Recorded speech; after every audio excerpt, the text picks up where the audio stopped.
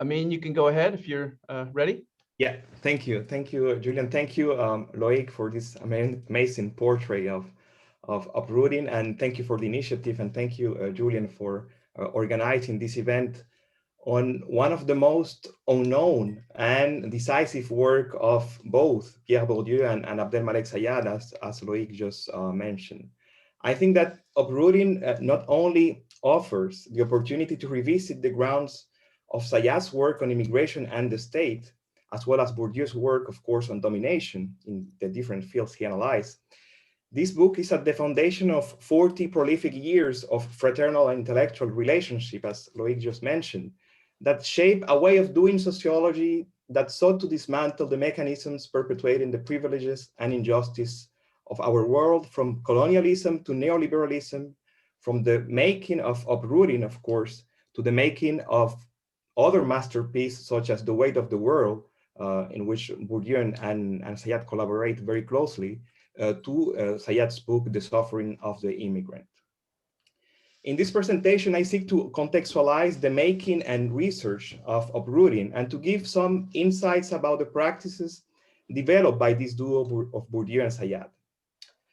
In the foreword of To Work and Workers in Algeria, a book published a year before uprooting, Bourdieu stated, "For 1,000 scientific and human reasons, the forced resettlement of populations carried out in Algeria by the French army were an eminent object of study. It will be impossible to understand Algerian rural society without explaining the extraordinary and irreversible transformation that these resettlement centers determine." How a French teaching assistant of philosophy and an Algerian school teacher and also anti-colonial activists come to work together and to conduct fieldwork for the first time during one of the most outrageous wars in history, in order to restore the meaning that the Algerian population gave to the transformation they were going through. What is going on with their way of analyzing the effects of the military, colonial, and economic violences that still resonates to us today? So Bourdieu and Sayad meet in 1958 in the classrooms of the University of Algiers. Both established very quickly a strong relationship sustained by the same concern about the present and the destiny of Algeria. The closeness of both between the teacher and students, owes much to their common trajectories. Both of them are descendants of small rural family, and both attended the highest scholarly institution in their country. If this atypical trajectory allowed them to escape to a particular social destiny, it did not make them cut off their origins. In fact, the displaced position that they will then analyze in uprooting, they experience themselves, is at the basis of their heterodox way of doing social science, and it is also at the origin of their use of knowledge as a subversive tool against domination.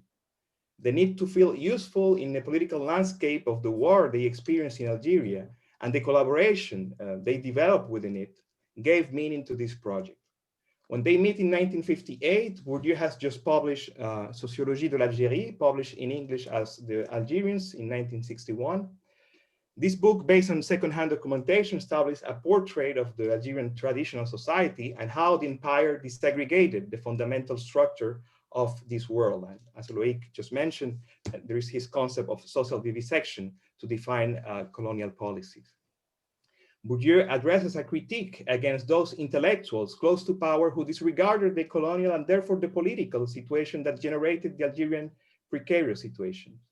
He also sought to break with those reformist intellectuals who minimized the effects of colonization and merely proposed its reform. Bourdieu intended then to pursue this work by intervening in the intellectual debate on decolonization. And he was particularly reluctant at that time to some radical discourses which were without a clear understanding of the complexities lived in this war. And it is his meeting and discussion with Sayad, who was also very concerned about how disconnected those narratives were from Algerian reality, that will be very capital. The multiple letters they exchanged from 1958 revealed that the matter was not only to be morally or politically against colonialism and to claim for the end of this system of oppression, but rather to know how to transcend it. The reflection aimed to grasp the other forms of revolutions within the political revolutions necessary for both colonial liberation and social emancipation of the Algerian masses. That was one of the key points of the discussion with Sayad.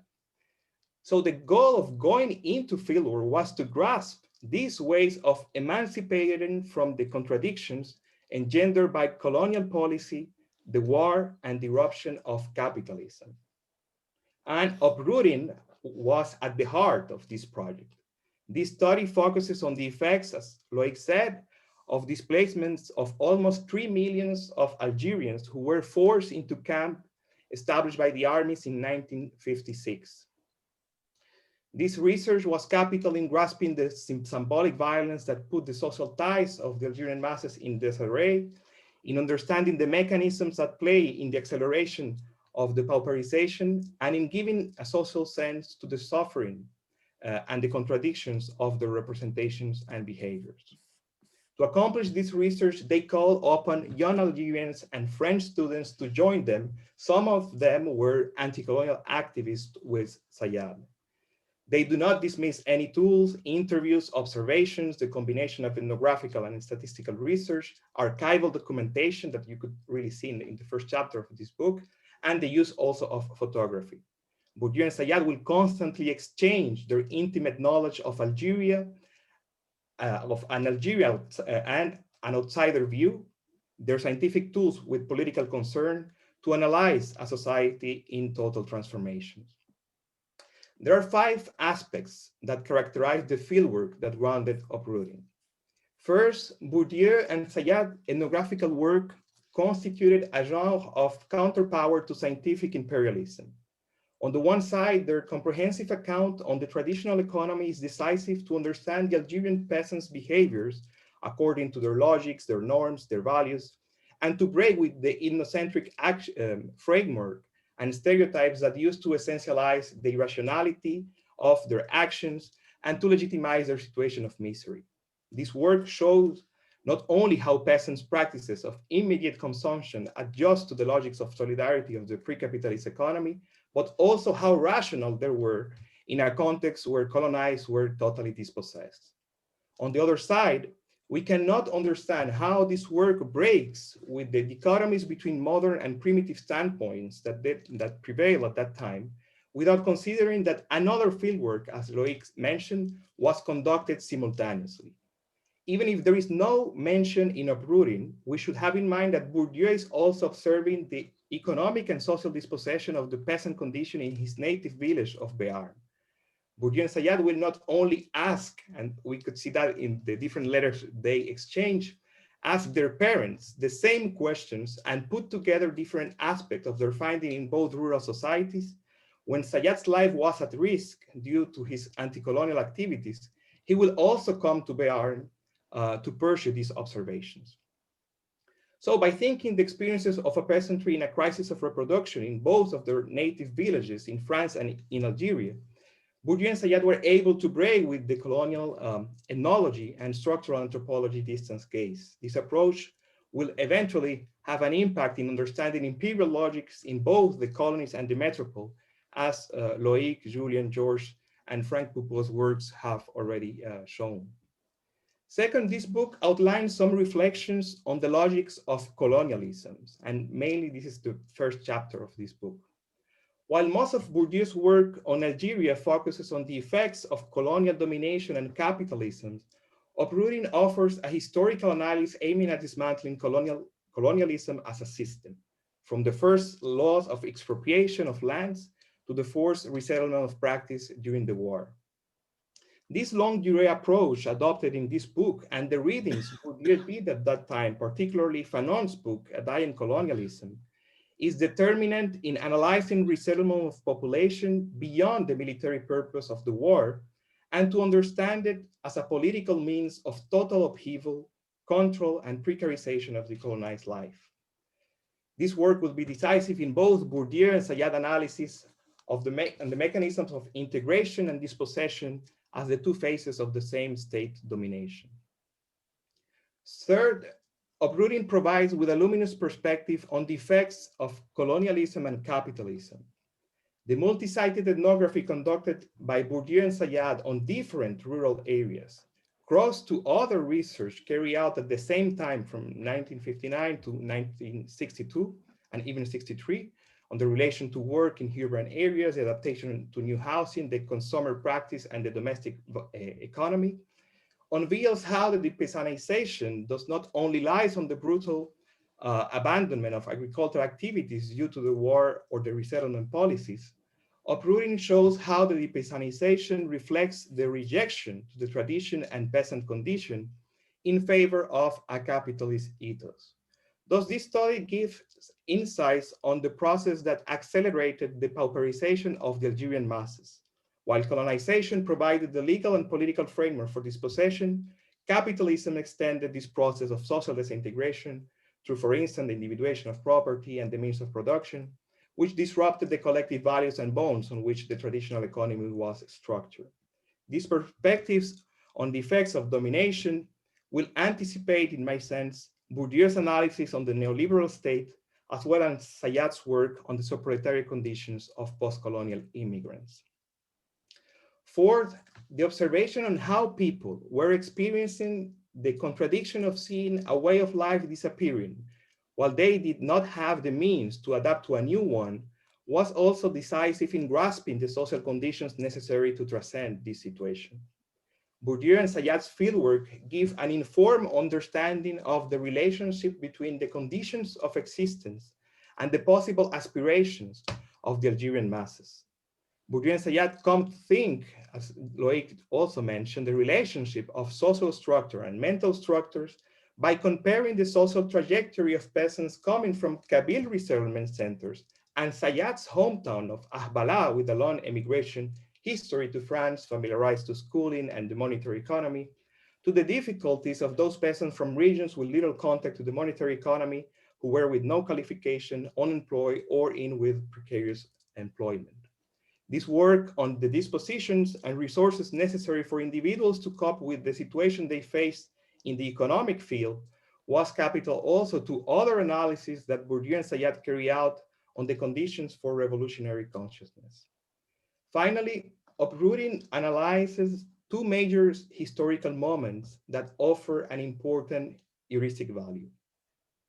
The transition from a pre-capitalist economy to a new capitalist market allowed Bourdieu and Sayad to identify what the world was, but also to uncover how pre-capitalist practices are used by the dominated population to confront an economic order which keeps them at the margins.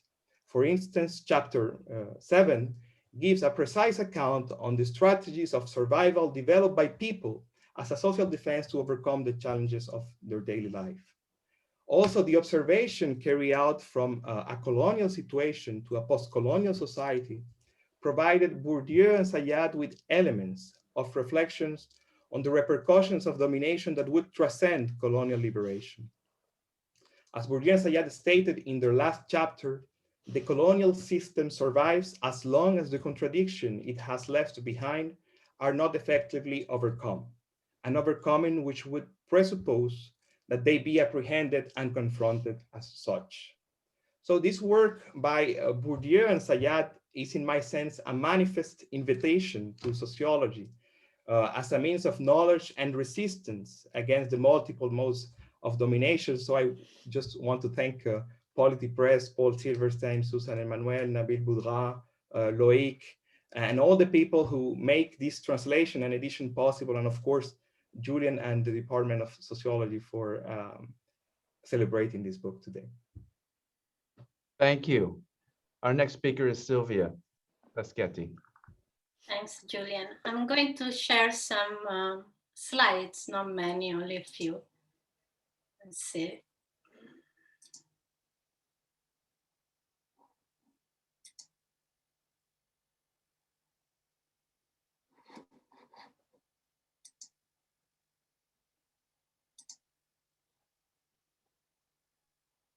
Okay.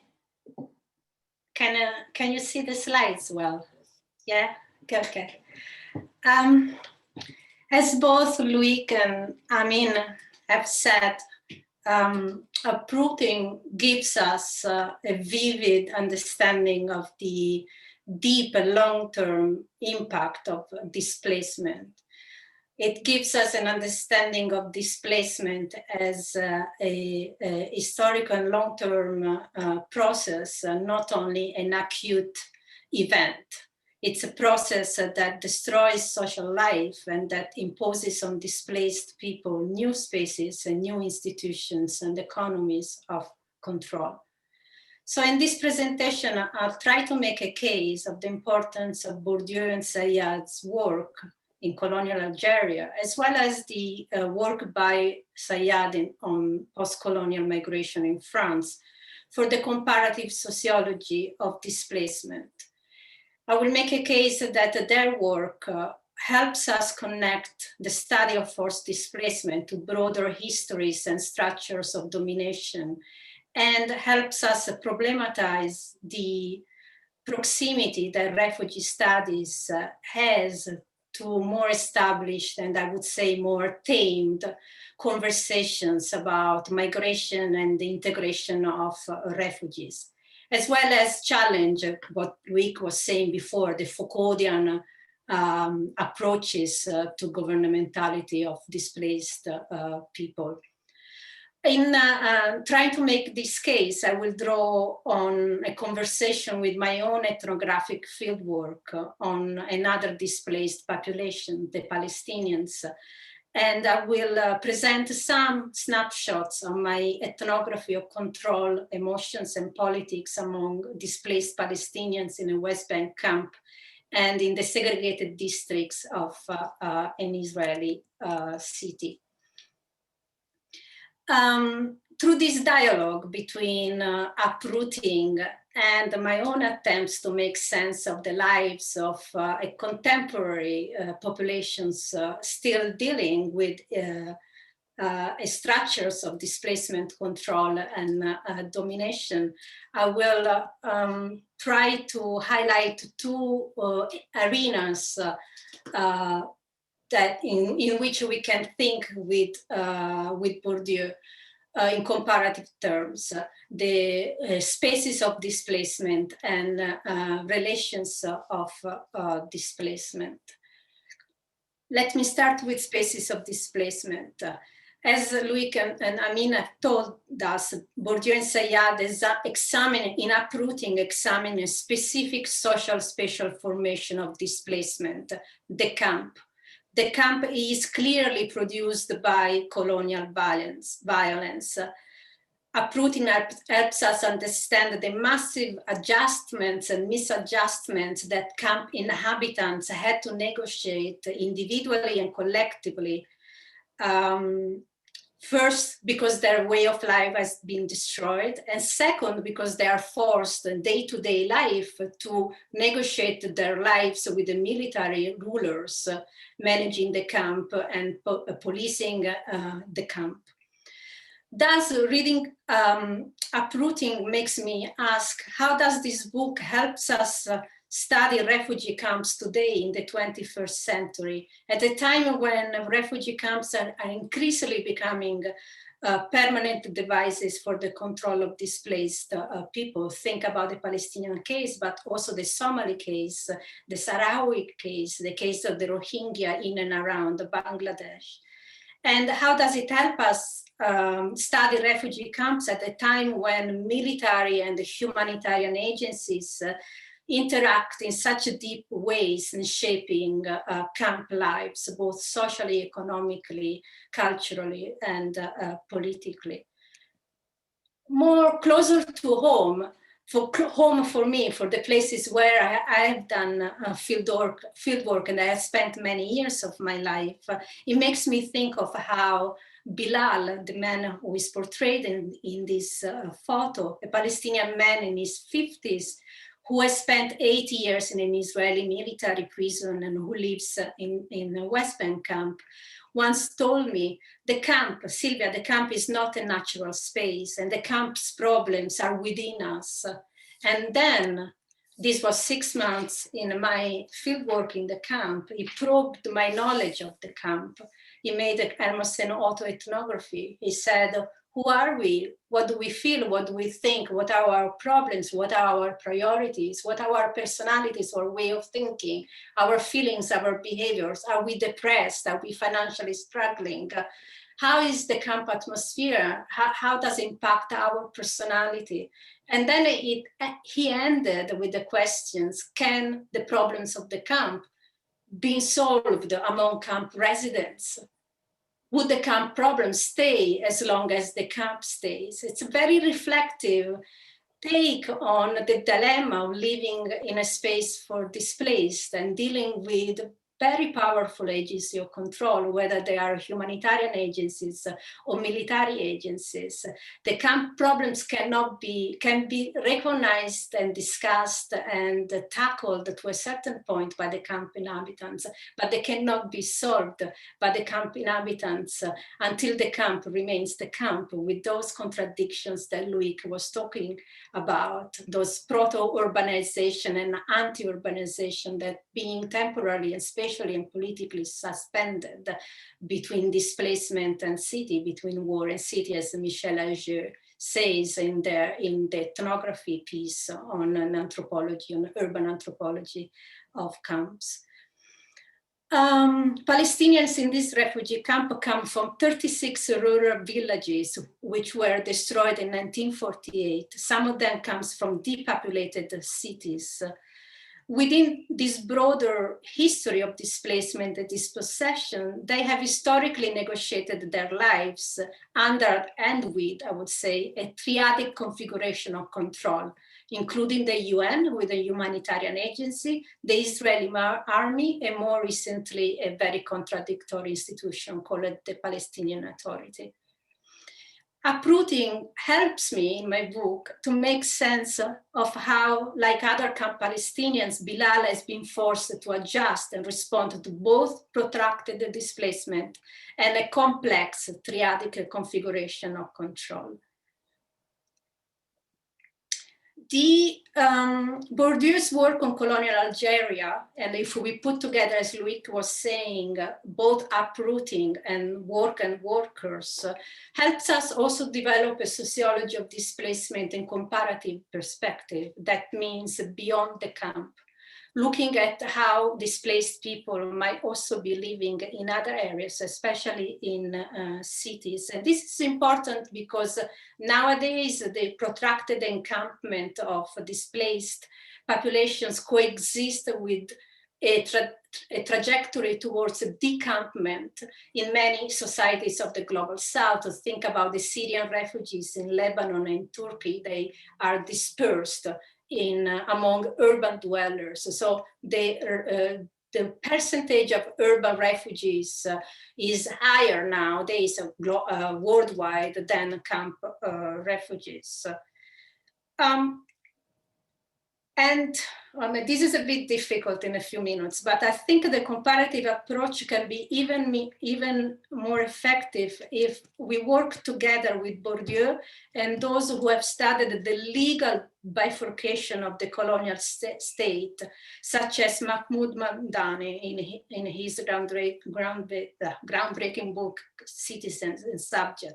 So we have camps and we have cities and we have refugees and we have also citizens. We have people who have been displaced within states and they remain citizens. So displaced population negotiate uprooting and control across these bifurcated spatial and legal categories. So let me take another example from my field work. We crossed the border, the green line, from the West Bank under military rule to urban Israel, where Palestinians, in this case, live as segregated urban populations. Palestinians in this Israeli city, they are unrecognized displaced people, but they too embody a history of displacement. They too come from rural areas, some of them from desert areas. They too have been displaced, but they have not crossed a border, a recognized international border. Like the Algerians, the sub-proletarian Algerians living in shanty towns across the colonial city, they also have been subjected to processes of displacement, proletarization, and control. However, unlike the colonial situation in Algeria, in this case, they have been incorporated in a citizenship regime that also has liberal features, so better distributes colonial and liberal futures within the citizenry.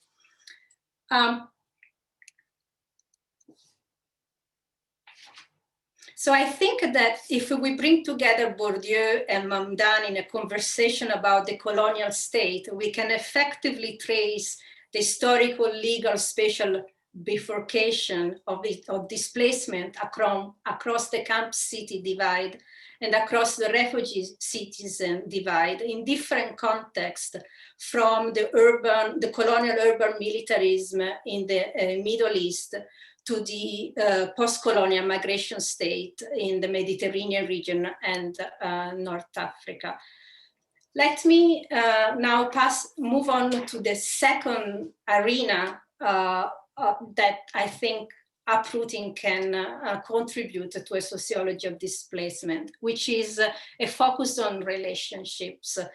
Bourdieu relational sociology is key for understanding both what I call the vertical relationships that displaced people establish and are forced to establish with different agencies of control, and the horizontal relationships that they develop with each other as they collectively seek to adjust and seek to respond to these agencies. One aspect of these relationships that I highlight in my work is the emotional dimension. As we said before, symbolic power is a really important category and concept in Bourdieusian sociology. And often we think in terms of cognitive mental structures, but I think there is something to be said that uprooting also draws our attention to affective and emotional structures. For example, Bourdieu speaks about the collective emotional adjustments of displaced Algerians in camps under military control, speaks about how military control and the military shaping of the space pushed camp Algerians towards despair and anxiety. He also spoke about finding a collective atmosphere of melancholia in the camps.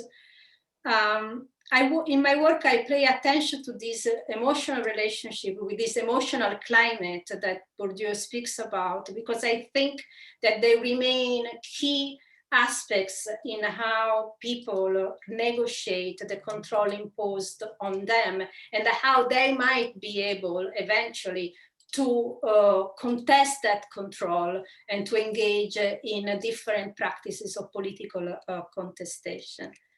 And so again, returning to my field work, I have, and there is no time, but in the book I speak about two emotional climates, one in the camp and one in the city.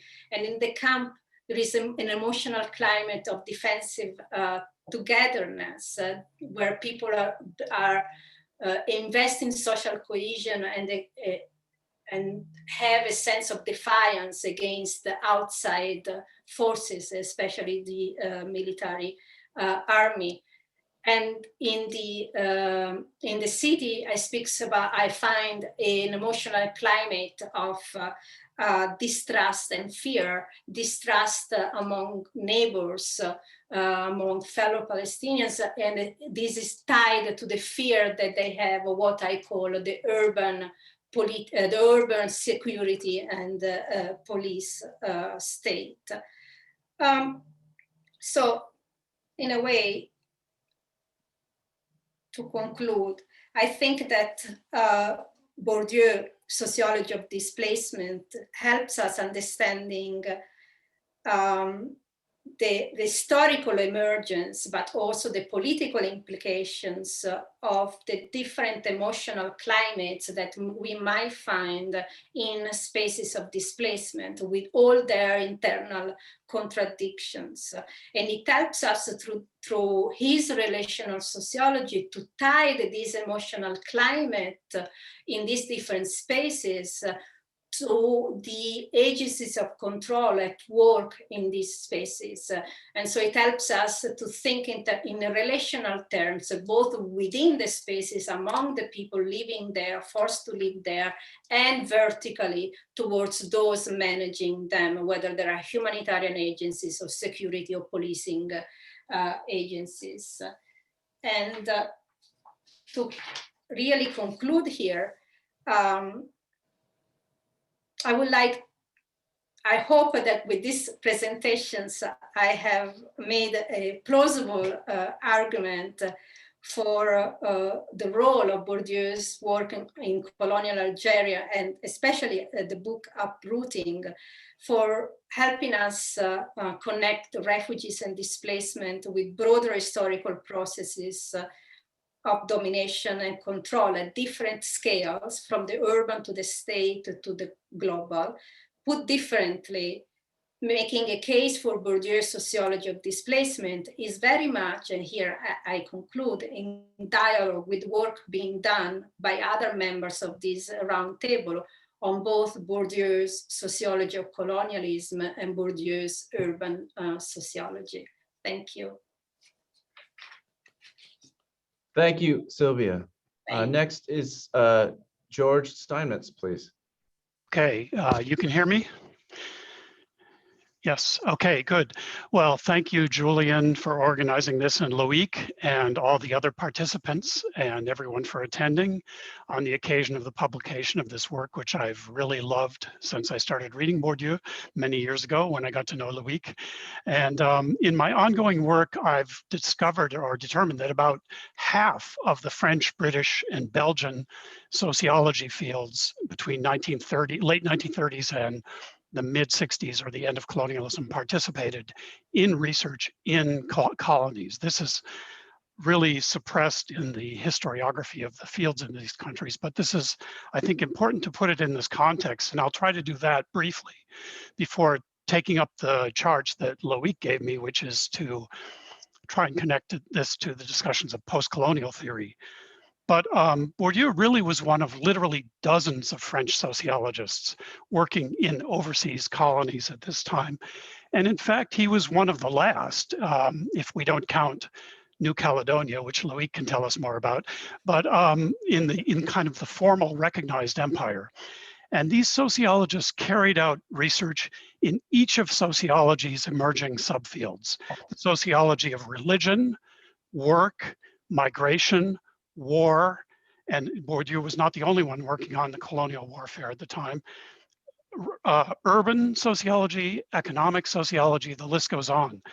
They invented new approaches to large-scale survey research, to demography, how to do demography in places without cities, in African countryside, to fieldwork, how to do fieldwork. And in the case of Bourdieu and a few others, such as Georges Ballondier and Jacques Berck, they laid the groundwork, I think, for theories of practice, theories of symbolic domination and reflexivity. And this colonial research has really been suppressed, and I'm happy that Bourdieu has been exempt from this, but I hope some of the others begin to be exempt as well. Bourdieu is one of the rare exceptions. One of the most important sites of French colonial research by sociologists was, in fact, the Maghreb.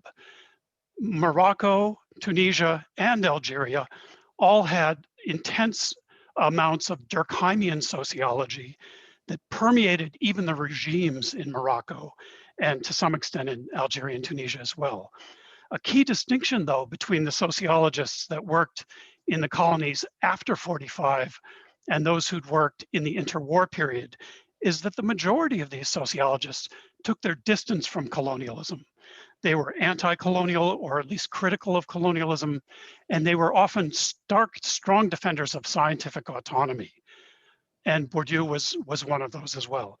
The Algerian War provides some of the most vivid examples of the full range of political spectrums taken by these sociologists. At one extreme was military sociology. In Algeria, and in fact, in these camps that Bourdieu and Saïd study, there was a group of the French army called the SAS, the Specialized Administrative Sections.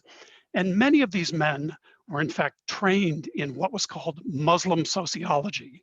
Some of them had taken 1 year or 2 year courses of instruction in this before going into the camps. And then some of them carried out research that eerily echoes what Bourdieu and Saïd were doing themselves. They studied transformations among the villagers before they came in and how they were transformed during the process of being resettled. And this, in fact, was a standard research design across the British, Belgian, and French empires. There is a category called the resettlement sociologist at the time. And at the other extreme were militants like André Michel, a woman sociologist with CNRS, who actually participated in the armed struggle against the French as a French CNRS sociologist while she was studying Algerian migrants. There was a sociologist, Claudine Chollet, who joined the FLN, introduced Frantz Fanon to the FLN with her husband, opted for Algerian citizenship, and taught after the revolution and independence at the University of Algiers. And then there was Fanon himself, who became the first teacher of the first sociology cohort at the University of Tunis in 1960. And many of the early generation of Tunisian sociologists tip their hat to Fanon as the person who told them for the first time about this odd discipline. As Amin Perez shows, Bourdieu and Saïd fall between these two extremes. They were politically anti-colonial, but not military militant. And here too, I think it's very important to situate Pierre Bourdieu comparatively vis-a-vis all these others. Like Berck and Ballandier, Bourdieu collaborated with colonized subject sociologists, as Loic already pointed out. But Ballandier did this too. He co-founded Présence Africaine, which is the Journal of Negritude. Edward Said recognized Berck as one of the only Orientalists who broke decisively with Orientalism. And Berck described his own life as a trajectory from colonial administrator to a, quote, mutineer at the heart of the colonial system. Many of these colonial sociologists produced work of lasting importance. But Bourdieu, I agree, generated the most unique and singular oeuvre out of this period. His concepts first emerged in this period, as did, and this is what I want to focus on, his distinctive category and approach to the notion of reflexivity. The translation of Uprooting is crucial in many other ways. Loic mentioned the fact that it will correct the mistaken idea that Bourdieu is not a historical theorist, not a theorist of transformation, not a theorist of practice. Bourdieu's research on Kabyle practices of marriage and negotiations around honor lay rest to this vision. Another odd idea, which I actually encountered at one of the ASA meetings, is that Bourdieu doesn't have a theory of space. And the Uprooting is fascinating in that it develops its theory of habitus vis-a-vis space, showing how it's linked explicitly to social space. Bourdieu and Saïd even cite Bachelard's classic, The Poetics of Space, which every art student gets to know when they're studying art. Bourdieu describes the Kabyle house as a map of precisely organized relations, that's well known, and says that the peasant's entire bodily habitus is inculcated in interaction with the house. And later in the outline, he says, quote, "The house is a book from which children learn their vision of the world, which they read with their body." In Uprooting, Bourdieu and Saïd compare the traditional Kabyle house, and this is one of the most exciting things about it, I think, to the resettlement village with its modern individualized family homes. And several of the speakers have talked about this, so I won't go into detail.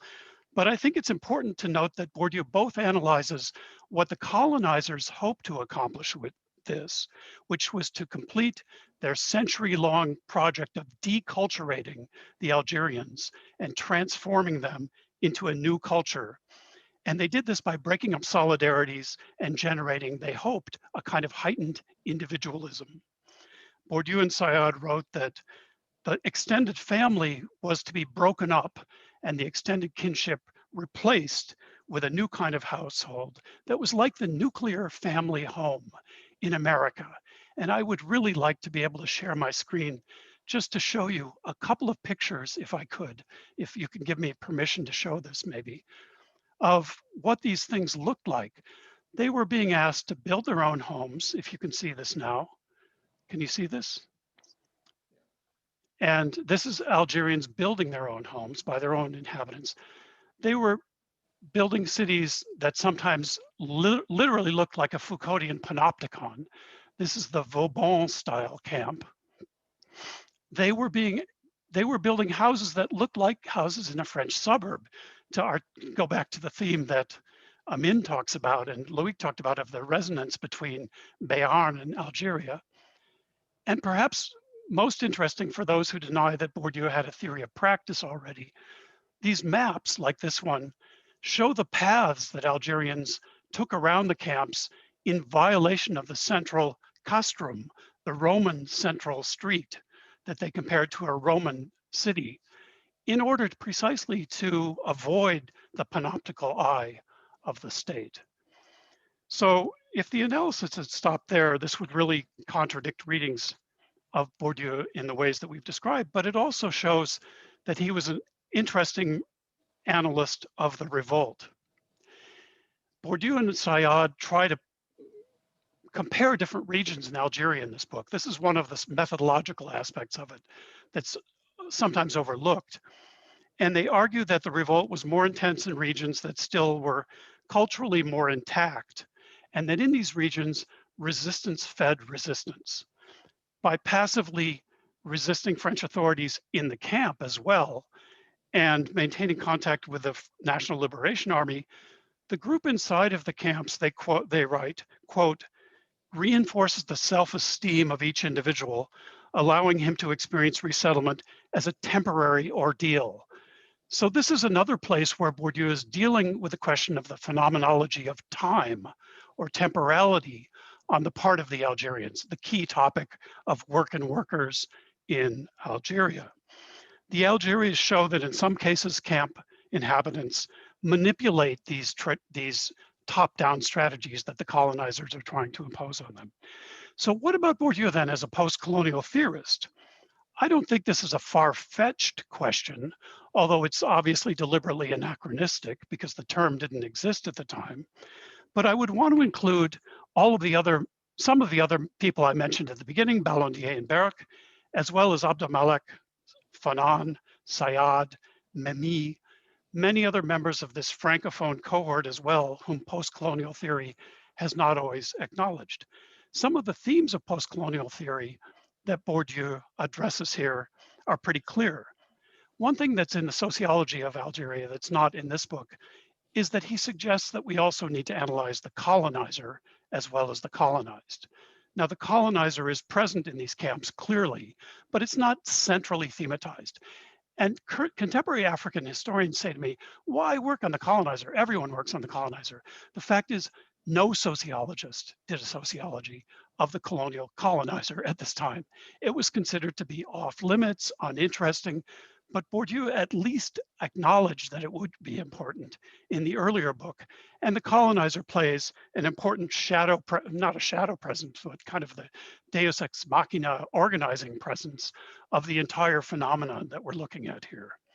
Secondly, there's the idea of the continuation of the colonizing moment into the post-colonial present. And Loic has already mentioned this, but it's important, I think, for us to realize that many of these camps are the origin of Algerian villages that still exist today.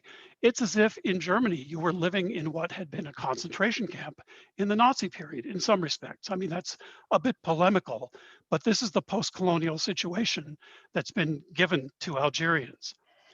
Most importantly, though, Bourdieu addresses these two central themes that post-colonial theory sort of takes as starting points. One is Laris and his critique of colonial literature as inherently complicit with or contaminated by colonialism.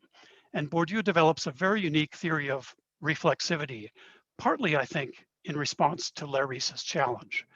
But there's another challenge that was going on at the time, which Bourdieu doesn't really acknowledge openly in the writing, but which Georges Ballandier talks about, or talked to me about when I interviewed him, which is that a number of his African students were beginning at the time to explicitly argue for a standpoint epistemology, for an identitarian theory that said African sociology should be written by Africans, etc. And Bourdieu was confronting both of these, I think, in his epistemological approach. There's several elements of this. I want to go through them pretty quickly so we leave time for discussion. But the first important take on it is that it's an epistemological take, a philosophical background. His philosophical background dictates this. And so he needs to analyze the knowledge conditions, the ones that produce spontaneous sociologies in colonies. And in order to do this, what Bourdieu argues is that colonies are inherently dualistic or doubled. Now, this in and of itself is not original, but it certainly was not invented by Mahmoud Mamdani either. This was something that was in a lot of the colonial sociology at the time, the idea that every institution is doubled and every individual is inherently doubled as well, divided, with colonial structures and non-colonial or indigenous structures existing side by side, sometimes contradicting one another and creating clashes, other times interestingly interacting with one another. Colonial scientific fields as well were dualistic. The colonial sociological field at the University of Dakar or at the University of Algiers were in some sort of a relationship with the French colonial field, but they weren't the same field. There was circulation of individuals between them, but it was impossible, for example, or very difficult for Algerians to go back to the French sociological field until Said and some others in the post-colonial period. Bourdieu argued that this dualism of the colony creates the need for a gestalt switch. That's the term he uses on the part of the observer or the participant in order to even perceive the colonial situation. The colonial situation is weirdly invisible, and in Algeria especially, since the place wasn't known to be a colony, the French officially defined it as a department of France at the time. So to see it as a colony took a gestalt switch. And this was a particularly complex version, I think, of the break with spontaneous pre-notions that Durkheim and Bachelard had already analyzed. A final set of epistemological contributions concerns these arguments by Léris and some of Ballandier's African students, such as Aglé Magnon. Bourdieu developed a compelling alternative argument to reflexivity, partly in response to this. He argues that a decolonization of sociology, and he talked about decolonizing sociology in 1975 in a lecture, or 74. A decolonization can be carried out without falling back into either pure textualism, where you only analyze the text and not the context, or denunciation. And these are two gestures that we frequently see nowadays in the decolonizing literature. His alternative is a full-fledged historical socioanalysis of sociology. Let me repeat. The alternative is the history of sociology. You have to write the history of your own field in order to understand your own position, and you, by extension, need to analyze the history of Bourdieu's fields, the various fields, in order to understand his production of texts. We start from the well-known, but perhaps worth restating hypothesis that texts are defined by an interaction between one, an author's habitus, which itself is reconstructed historically or sociogenetically over biographical time. Secondly, the fields and the particular fields in which the author is found and the history of those fields, the genesis and evolution of those fields, which can explain the space of positions at a given moment in time when someone enters that field. And thirdly, the position takings, the active actions, the moves by an author within that field. The example of the genesis of Bourdieu's work in a colonial context shows why I think it's better to reconstruct contextualize and explain colonial sociology than to confine it to oblivion. Repressed memory, in any case, is very likely to emerge at unexpected times in distorted forms, in any case. Better to control it scientifically this way than to let it emerge like a symptom. This is one of Bourdieu's signal contributions to debates, I think, on post-colonialism and on social science in general. Thanks. I'm finished. Thank you, George. And thanks to all the panelists. We will now open it up for discussion. The way I'd like to do this is to have some kind of order and control. So please send me your name in the chat and I will start a queue. When I call on you, then I'll ask you to speak. I will unmute you at that point. So if you have a question, go ahead and send me your name in chat. And I'll call on you.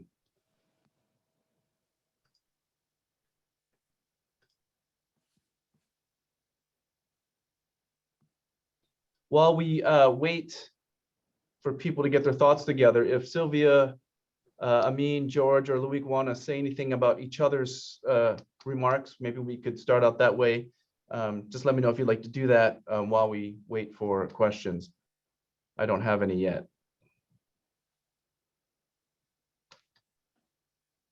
Loic.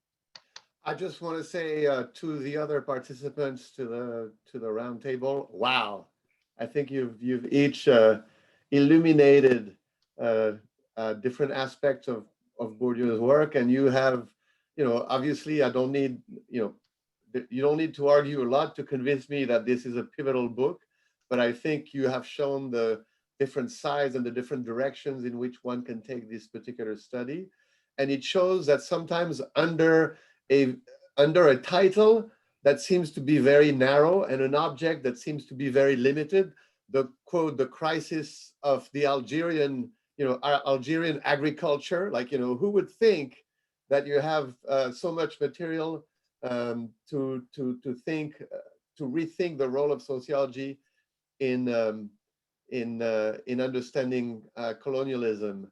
And then the second element in response to George is that, what is really remarkable is that at the time when the only means of communication that people had was writing letters, and writing letters that would take a tremendous amount of time when they came from Algeria to France or France to the Ivory Coast, for instance, is that the various authors that he mentioned, the various sociologists of colonialism, knew one another and were communicating with one another to a degree. And Bourdieu, for instance, was very aware and had read the work of Ballandier, had read the work of Berck, had read the work of Memmi, and so it's remarkable to. I think it's going to be just a groundbreaking book, George, to make all of these unknown or little known sociologies come out in the open, and to show the whole field in the way that Bourdieu does with Flaubert,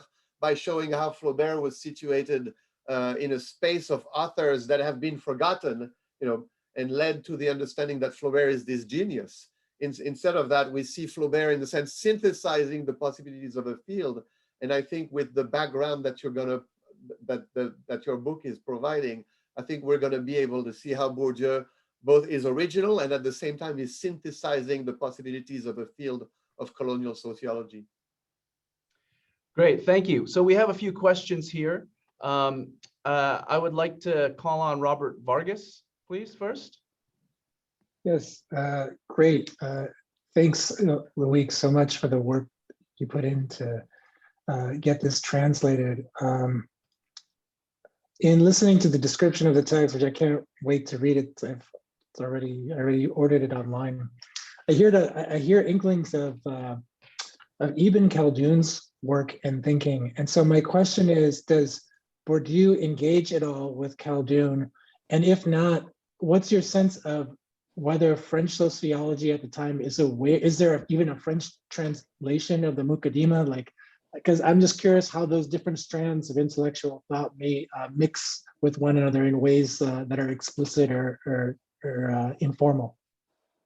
This is why you need all the other people, because Berck and they all write about Khaldun. There's a tremendous literature in French at this time. I don't know about Bourdieu though. Do you know? Louis? Bourdieu does mention him in the Algerians. In fact, this is how I learned about Ibn Khaldun is by seeing the name. But of course, these were the days prior to the internet, so you couldn't go and and get a Wikipedia article about Ibn Khaldun. Great, thank you. So I have Mary Shi.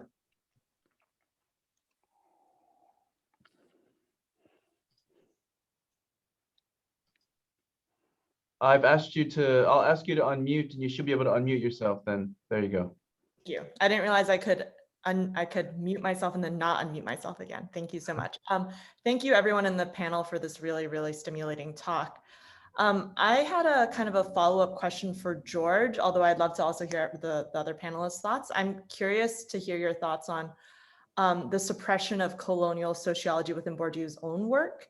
So I'm thinking of how in Outline of a Theory of Practice and Logic of Practice, when we see later Bourdieu engaging his earlier work, it's always through the Kabyle and not really his work that kind of more full-frontedly engages the colonial aspects of his early Algerian work.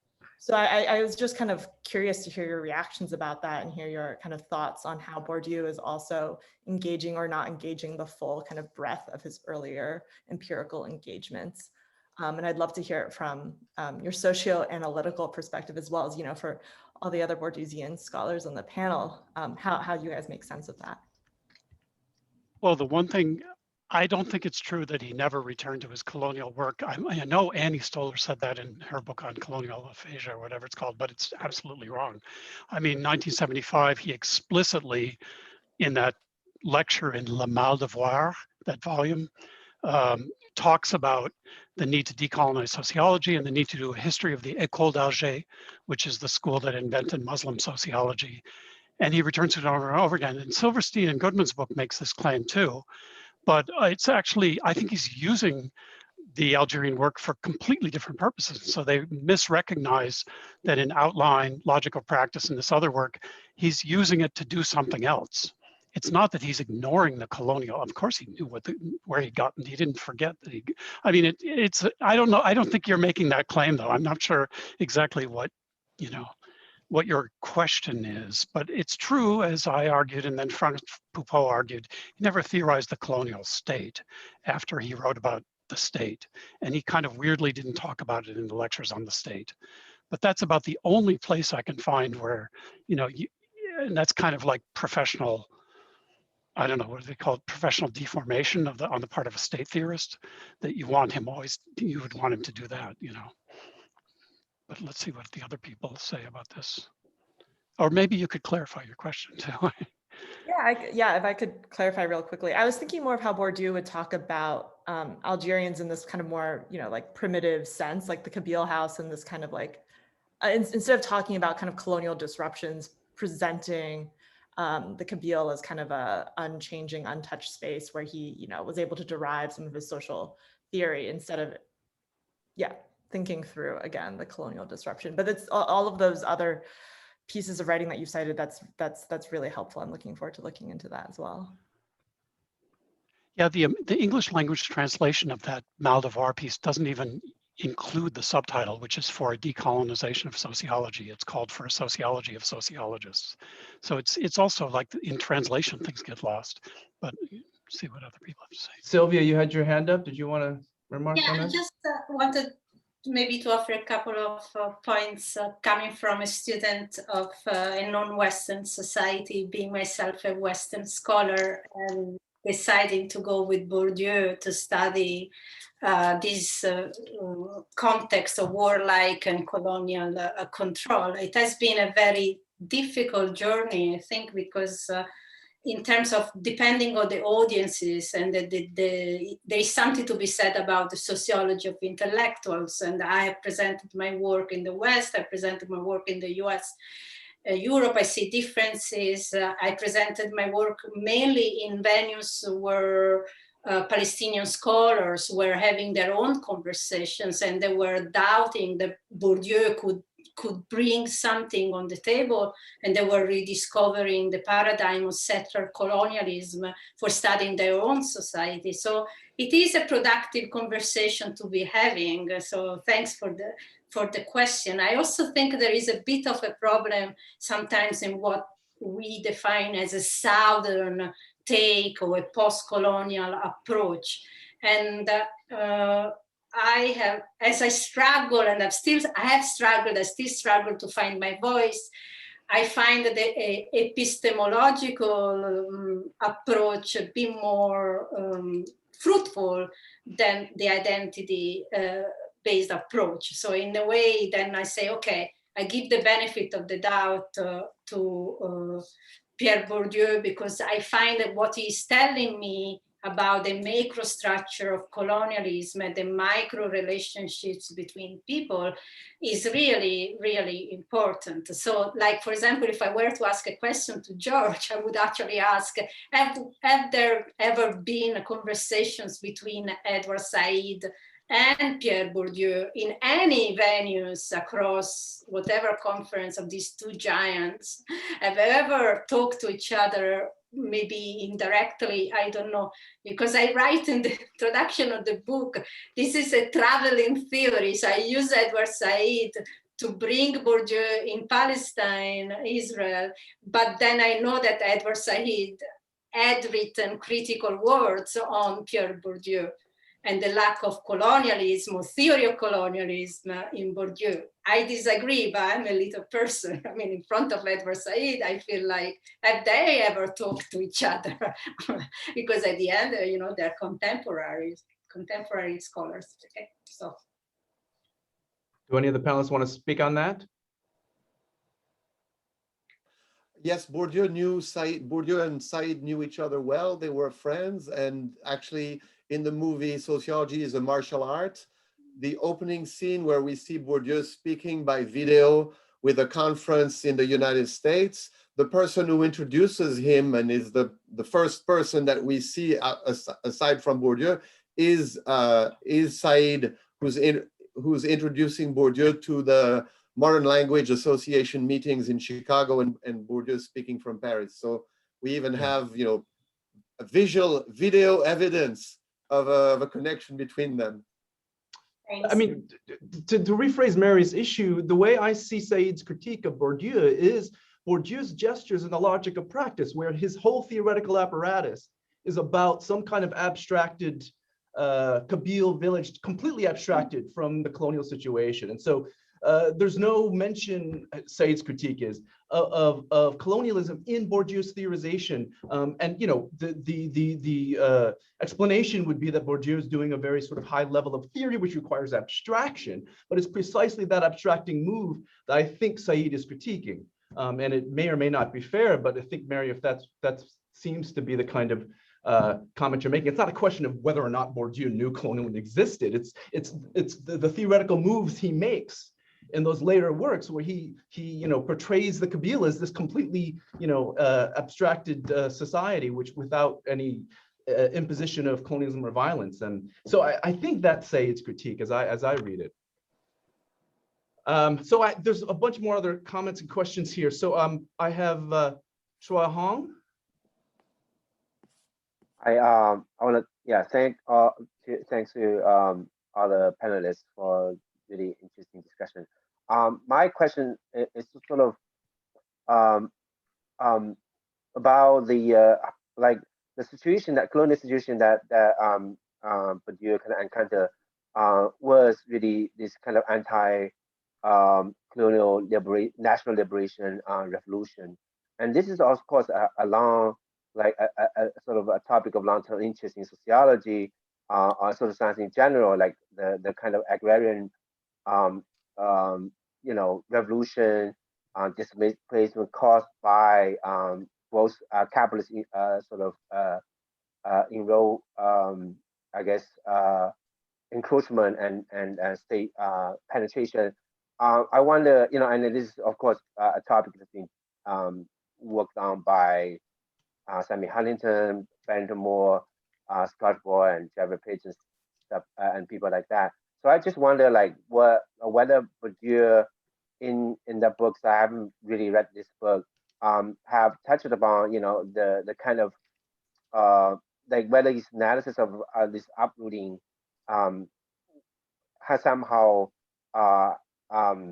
whether he discussed this connection between uprooting and the revolution that was going on at the time, and if that he's writing in these aspects kind of can point out, can give some different pointers than what we already have about you know, the kind of different theoretical schools about revolution in agrarian settings. Yeah, thank you. Who wants to take that?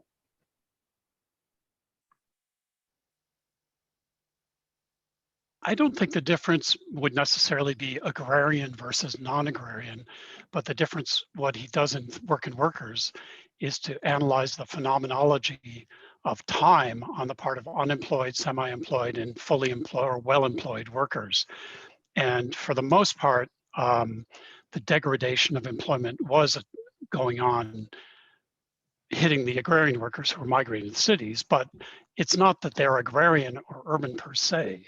It's the structure of, weirdly, it's the structure, I think, of a regular, predictable life that allows people to have the subjectivity that can prepare them to participate in a revolution or think the future at all. At least that's how I understood that book. I don't know if others understood it that way as well. So I think you could probably even abstract from rural versus, of course, in a given historical setting, rural workers may be more likely to fit the one category than the other. Does that make sense? Great. Unless someone else on the panel wants to speak to this? No? Okay. So I have a couple more here. I have is it Nazli Akten? Is it? Yeah, that's. Hello, Nazli. Salut, ça va? I have a question for Loic, but departure from, it's from George Steinmetz. He talked about the role of SAS sections, administrative and social sections, and the role of anthropology in the war. Jacques de Soustelle, general governor at the time, is an anthropologist, and then François Mitterrand, minister at the time, called to Germaine Tillion, la grande dame of the French anthropology, a student of Mauss, I think, if I'm not wrong. So I always thought that it's Loic who told me it would be wise to begin with Algeria. Bourdieu courses, that's how my interest for Algeria was developed. And while I worked, I saw that the book of Germaine Tillion, Algérie 1954, 54, that's it, I think. And Bourdieu have the book Algérie 60. I always thought that it's a response to Tillion and non-told mother for Bourdieu, I thought. Do you think the same way? Yeah, I think in the Algerians, he mentions her work, and I think he engages the work actually, and I think there's a response. Yes, Algeria 60, which otherwise would seem kind of strange as a title. the same exact title. Yeah. Okay. Thank you. That's all. I think that, I mean, the work, as Loic said, I mean, it was from 1958 that Bourdieu was very critique of that Algérie 1957 of Germaine Tillion, because when I was saying the two critiques that Bourdieu addresses in that book, in the Algerians, it was mainly to the École d'Alger and all the Orientalist approach, but it was also to this kind of intellectuals who, in a way, minimized with her approach of clochardisation. It was like against the view of a clash of civilization without seeing the relation of power that disrupted the economy of the Algerian masses. So he's very critique, even in the exchanges Bourdieu has with another historian that will be very influential at that time, André Nouchy.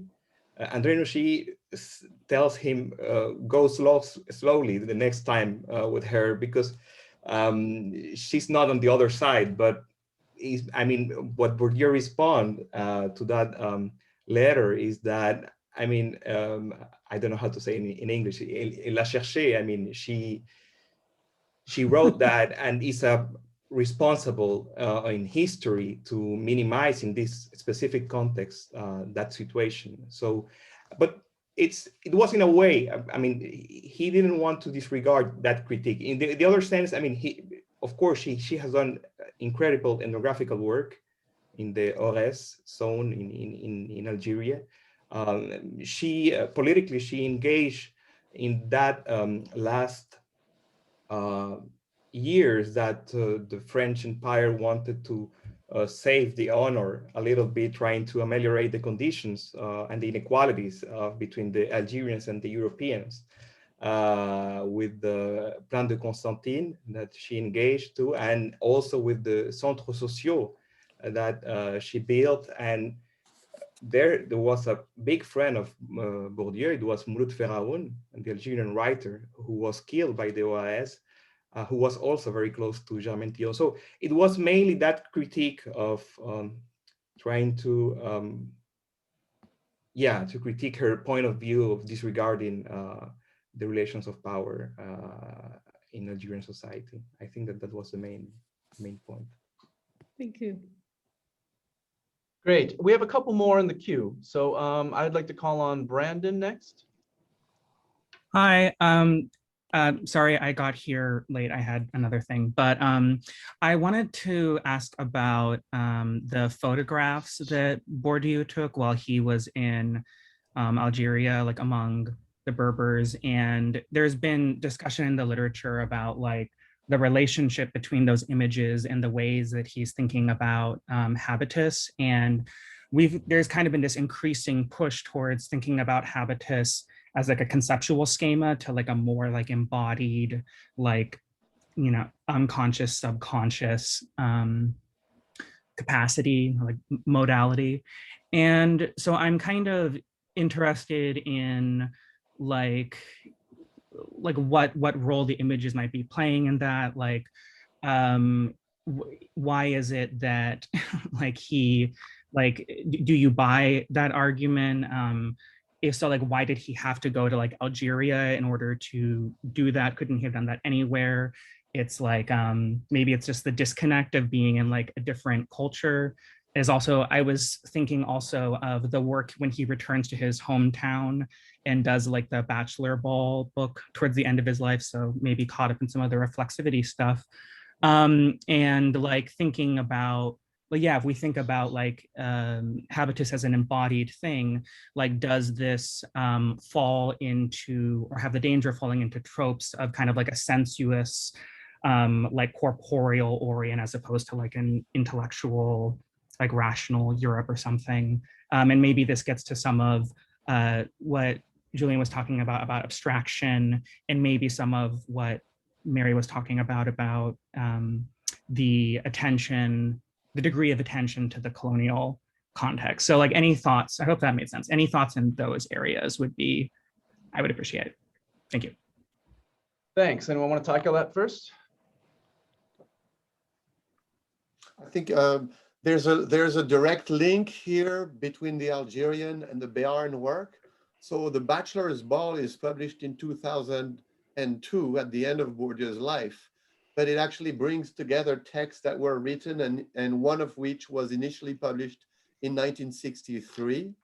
And I excerpted in 2005, there was a special issue of the journal Ethnography, Bourdieu, following Bourdieu in the fields. And in it, I excerpted a passage from what will become the Ball of Bachelors under the title, The Peasant and His Body. And it's the first, it's actually the first text in print where Bourdieu mentions habitus. So this very carnal sense of habitus is already there from the very beginning when he introduces it. Anyone else? Yeah, maybe I could link it back to what you were saying, Julian, which is this question of abstraction and the body. I mean, I think one of the things that you have to see in Outline of a Theory of Practice and Logic of Practice is not that it's not somehow violating. I'm not saying you say this, Julian, but you know, Said type approaches. I guess Said doesn't seem like he would say this either, but some people say this. I hear this all the time, that it's a violence of abstraction. Yeah, yeah. And in fact, I think what he's doing is he's illustrating his break with structuralism using examples not from French society, but from Kabyle society, who are the true actors then in history. And so you should say that this is a great tribute to the Kabyle, that they've been put center stage in high theory to illustrate the improvisational aspect and the theatrical aspect, and the fact that the habitus brings together body and rationality, that it's both a series of incorporated schemes that generate unconscious physical practices, bodily practices, but also generates classificatory and representational moves on the part of the actor, overcomes the mind-body dialectic like that. And that's what's so great about it. Whereas the traditional European vision of especially Africa, was body, not mind. And so here you have him overcoming a series of dichotomies and putting the Kabyle center stage as the ones doing this. I'm hard pressed to see how that is something that's antithetical to an anti-colonial, to a post-colonial view of social science. Silvia? Yeah, you should be. Yeah, there you go. Okay. Along these lines, I also think like if we really think more about the interplay between affective and cognitive and action-oriented dispositions, we kind of unsettle that body-mind dichotomy, and we also rescue emotions from a very problematic understanding of emotions as opposite of rationality, as something that dictates the behaviors only of the masses or only of the others. So the idea of rescuing affective dispositions to others, to history, to the way in which people feel and think and theorize the two things together is something I like in Uprooting, and I found it less in other works by Bourdieu. I like that emotional dimension of adjustments, the lived experience of displacement, not because it is irrational, but because it really tells us how people might or may not adjust to their lives. Because if we want to think about resistance or political action or images of the future, we need to find a way to bring in the affective layers of habitus into the picture. And again, a theory of affect that is not only corporeal or spontaneous, nor a socially mediated or institutionally mediated theory of emotions. So even there, we need to do something to unsettle that debate in anthropology between affect and emotions. But I think like Bourdieu in Uprooting has this aspect, and that's why it makes me really excited of using the book in another context of displacement. Great. Anyone else on this point? Okay, I've got a couple more in the queue. I will ask Nikhil to go ahead and speak. Yes, thank you. And thank you so much, for organizing this and for such a nice discussion on this important book. So my question is in relation to Bourdieu's concept of symbolic power and its relation to this book. Because we know that Bourdieu's principal contribution to the discussion or the analysis of power is actually his concept of symbolic power. And symbolic power, as defined by Bourdieu in his Language and Symbolic Power, quote, is a power of constituting the given through utterances, of making people see and believe, of confirming or transforming the vision of the world, and thereby action on the world and thus the world itself. So my question is, since symbolic power does not really operate by way of a simple imposition from one actor to the other or another, I would like to really know more about what is the relationship between his concept of symbolic power and with the book, with the book that we are discussing today, or what happened in Algeria. That's my question. Thank you. Anyone want to take that?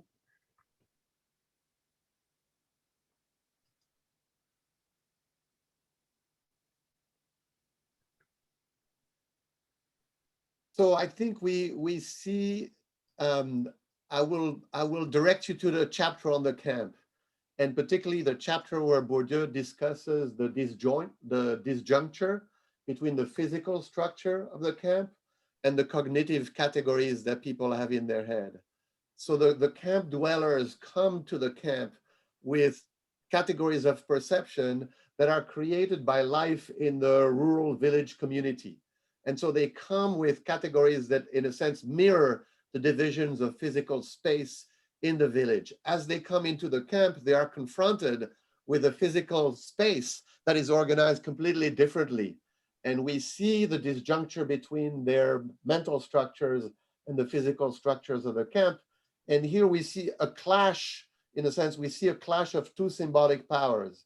The symbolic power of the village, which essentially is religion, myth, and ritual, and the symbolic power of the colonial state, which has reorganized physical space according to its own rule.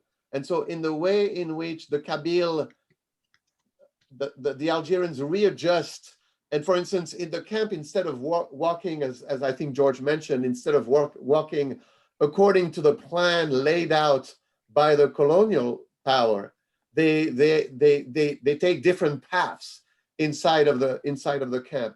So there we see in this disjuncture the clash between the two symbolic powers, the one that has organized the village society and the one that organized the physical space of the camp. I think another thing that's really interesting is that there had been this sociology of knowledge in Germany in the Weimar Republic, and all the great founders were driven into exile, the ones who created historical sociology, the first wave of historical sociology. And these were people like Karl Mannheim and Scheler and so on. And Bourdieu is effectively, in the 1950s and early 60s, what he was doing here with Said would have been called by Merton sociology of knowledge. But what the sociologists of knowledge hadn't done was show the violence of the imposition of social structure on the creation of people's knowledge forms. And he not only shows that, and I think other colonial sociologists were beginning to explore this, but he shows, like Loic was just saying, being torn between these two is even more violent than simply having, like in Foucault, a single disciplinary apparatus or top-down apparatus creating your subjectivity. It's the violence of abstraction, or the violence of symbolic power, is in the fact that people don't necessarily, is in the disjuncture, to use that word. I think this is another way in which he's a founder. He's a founder of a new sociology of knowledge, which then dies out because Merton's sociology of science takes over. But that's another interesting strand. And this is discussed directly in the notion of sabir culturel, cultural sabir. In this mixing, the displaced peasants, in a sense, contained within his or her body, kind of shards from the cognitive structures of the village and shards from the cognitive structure brought by the colonial power. And the two don't mesh together. And so he ends up being kind of at home in neither universe. He's no longer at home in the village society, and he's not yet not yet at home in the colonial structure. And so this creates suffering. And this is a theme that becomes absolutely central to Sayad's work, and which is captured by the book title, The Suffering of the Immigrant. I think this internal embodied meeting of two cognitive structures upheld by two different symbolic powers is what creates this experience of tearing, of non-belonging. But I'm sure Amin will have something to say to that. Sorry, no, just that, I mean, that last chapter explains a lot, in his, the development of Bourdieu of symbolic power, why, for instance, this book didn't have any impact in Algeria. I mean, it was extremely hard for the Algerian government to, first of all, I mean, the critiques that Bourdieu addresses in that specific book about the effects of this symbolic power and how the Algerian government tried to idealize the peasantry of Algeria without seeing all the violence, not only the resettlement centers that we have explained here, but mainly that symbolic violence that they were through. So I think that explained also, I mean, what they developed in that specific chapter, the last one, why this book wasn't, they did not, I mean, they even, Bourdieu and Sayad wanted to keep conducting research after the Algerian independence. Sayad keeps conducting research in 1963, but then it was completely impossible because of the critiques that Bourdieu and Sayad addresses to that government. Okay, thank you. So we have 3 more questions. And what I suggest is that as we're approaching time, I will ask the 3 to ask their questions very briefly, and then we'll let each panelist close off with their closing remarks. So first I have Atef, and then we'll go to Sergio, and then we will go to Saida. So Atef. Thanks to Julian, University of Chicago, and the panelists for the great thought-provoking ideas. I will not repeat lots of interesting things to me, but specifically from Loic, reading the work on workers alongside Uprooting, that's a great idea. I'm excited to read both together. From Silvia, the Sociology of Displacements, and so many things George and Amin said. And my question to George, and perhaps others can chime in, is I was intrigued by George's comment about George was one of the, Bourdieu was one of the early advocates of decolonialism. And I want George to elaborate more about how, and I'm not a fan of this notion of turn, like a decolonial turn, and there's, I mean, across disciplines, lots of discussion about decolonialism. But would you mind elaborating about how Bourdieu would be different from what we know now as the decolonial turn? Thank you. Thank you. Sergio, you can go ahead and ask your question. Yes, thank you. Thank you. I'm in Mexico. As you probably know, there is currently a very strong sociological current in Latin America, which has representatives such as Boaventura de Sousa Santos, a sociologist of Portugal, who speaks about what he calls the end of epistemological imperialism and defends what he calls the epistemologies of the South. This sociology identifies to Kurt all sociology with the imperialist and colonialist project. I find this a mere barely disguised political discourse that in fact endangers, I think, the scientific autonomy of Latin American sociology. I'm convinced that the works of Pierre Bourdieu, like this book that you present today, is fundamental to answer these tendencies because, as you have said, it shows us another history of the constitution of sociological knowledge, more reflexive and constructed with the agents of the colonies or former colonies and not against them. What do you think about it? Thank you.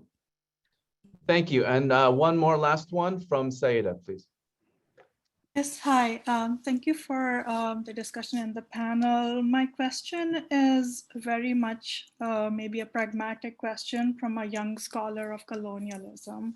And it also connects to Julian's point earlier in the panel, which is that, for example, my work on colonialism and racial formation in Afghanistan, I did an ethnography in 2019, I can really use Bourdieu's ideas like symbolic violence, like the idea of the trialectic that Loic pointed out, but it's really useful. But when I look at Fanon and Du Bois, it's more directly connected to the experience of being racialized and a colonized subject. So what do you suggest me to do? What I'm trying to say is that what the theoretical move that I have to make by actually grounding my work in Bourdieu is like a lot more indirect than looking at folks like Fanon and Du Bois who made very similar theoretical moves and are much more directly involved with the questions of colonialism and imperialism. Great, thank you. So what I would suggest is we each let we let each of the panelists make their concluding remarks, and why don't we go backwards? So we'll go George, then Silvia, then Amin, and then Loic. George? Yeah, okay. I don't think I can really answer Atef's question now because it's so enormous, and decolonial theory is so ambiguously, for me, it's like when I talk about post-colonial theory, everyone says what it is. If I reconstruct it as a real historian, I trace it back to the humanities, but then you trace it back to Said, and he says, no, I'm not a post-colonial theorist.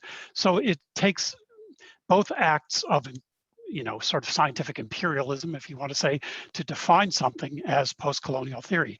Decolonial is even more complicated.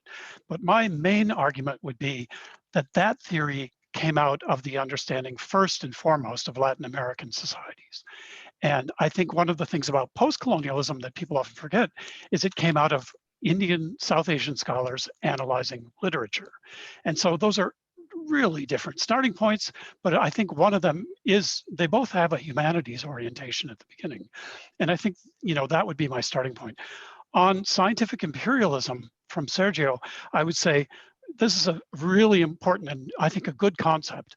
And I think Bourdieu's analysis of the relative autonomy of fields and his political program is exactly a great response to it.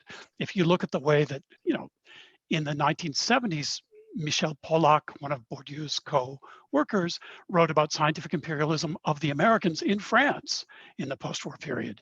And you don't think that you're the Europe was definitely being imperialized by American scientism in the post-war period. The Rockefeller Foundation sent over people to British sociology departments to find beachheads, that's the word they used, where they could bring in American-style quantitative empiricism. I think that's a good definition of imperialism too. And then on Fanon, with Saida, I would just say, I agree that it's more immediately relevant to racialization, obviously, but I think Bourdieu and Fanon, for example, really disagree in their theory of, Bourdieu's work in workers in Algeria is in a sense a response to Fanon's analysis of the peasantry. So it's kind of an empirical question whether you support Fanon or Bourdieu on who is the revolutionary subject in Algeria in the 1950s and early 60s. It's not a taste question. I think it has a relatively empirical dimension to it as well. Thank you. Silvia? First of all, thanks to everybody. I mean, this has been such a great evening here in the UK. And Siada, I really like your question. I have read and grappled with Du Bois, Fanon, Bourdieu, Gramsci, actually, my first attempt in understanding or thinking through colonial societies and the effects of the colonial state on the colonized was from Gramsci's Southern Question. So I think it's maybe I start with very quickly with George's point about the empirical dimension. I found that for the case studies that I was grappling with, Pierre Bourdieu was giving me more tools to understand contradictions, tensions, obstacles, stumbling blocks, and trying to be sensitive in peeling the layers, the historical layers that had created this kind of impasse. And so when I was reading about colonial Algeria, I found Bourdieu's work quite not the abstraction that we were mentioning before in the outline of logic practice. But if we read, I had already read Uprooting or Work and Workers, you kind of see vividly the contradictions of the colonized subject, both in terms of displacement, in terms of the capitalist upheaval, the proletarization, the brutality of militarism. And Fanon does the same. It shows that, but it has a more of, I don't know, would say optimistic, radical view of the revolutionary potential of the peasantry that Bourdieu seems to me empirically shows it wasn't there. And so it depends politically also how you position yourself, right? You want to excavate the revolutionary potential of people, you want to have a more thick ethnographic engagement with, you know, the dilemmas of everyday life under colonialism, different forms of colonialism. So I would stick with my idea that Bourdieu does give us, with all the limits and blind spots that we all have, an epistemology from the South. Thank you. Amin? Yeah, also to thank everyone for your questions, all the panelists here, Julian. It has been great discussing about this book that, as we have mentioned, it was not only important for the sociology at that time, but also for understanding the mechanism of domination of today's world. And as George said, also, there is a key question here that this book brings to us is the question of reflexivity in both on the tools that we use to analyze our society, but also in the ways that we analyze it. And in that specific case, I think that to respond to that question about Fanon, there are very few elements. As I say, there is one that Bourdieu loves, A Dying of Colonialism books of Fanon, and he's the one who recommends to Sayat to read it. Sayat is more in Albert Memmi critiques. And they know, for instance, how the war was, as he portrayed in that first chapter of A Dying of Colonialism, unveiled. I mean, the humiliation and the suffering they went through, and they say, it's enough, we need to do this revolution now. But the question was to go beyond that. And I think that Bourdieu's work and Sayat's work provided us with more elements about how this really population could transcend the situation in which they were. So I think that this empirical question of trying to construct an anti-colonial approach from empirical data is really important, and it's one of the main contributions of this book. Thank you. And Loic looks like he's consulting his library there, so we look forward to hearing your last words. Yes, I want to, by way of closing, I want to flag two texts that are, that may be seen or misrepresented as minor texts of Bourdieu, but that I think are fundamental texts and speak to many of the issues that have been brought up in that discussion. And the first is the one that George already flagged, which is translated in Algerian sketches as For Sociology of Sociologists. And George was absolutely right to bring back the subtitle. And the subtitle is Colonial Sociology and the Decolonization of Sociology. And it's published in a volume called, And le mal de voir may be translated in, in a kind of a Foucauldian way as the suffering of the gaze, indicating that we should change our gaze, both on sociology, and then having changed our gaze on sociology, change our gaze, our sociological gaze of the world. And the second text that I want to mention is a text that's contained in Language and Symbolic Power that oftentimes people skip, but I think there is in this text, which is barely a dozen pages, absolutely almost everything that Bourdieu writes about. It's the text that's translated under the title Identity and Representation on the idea of region. And in this text, you can replace region by race, by ethnicity, by nation, by state. There is a theory of of what I call the realization of categories. How do things that exist only in our heads, they are figments of the imagination, how do they become real? By being deposited into bodies on the one side and being objectified in institutions on the other side. And I think if you read that text and you, for instance, you plug in the idea of the colony, the idea of imperial rule, I think you get a lot of mileage.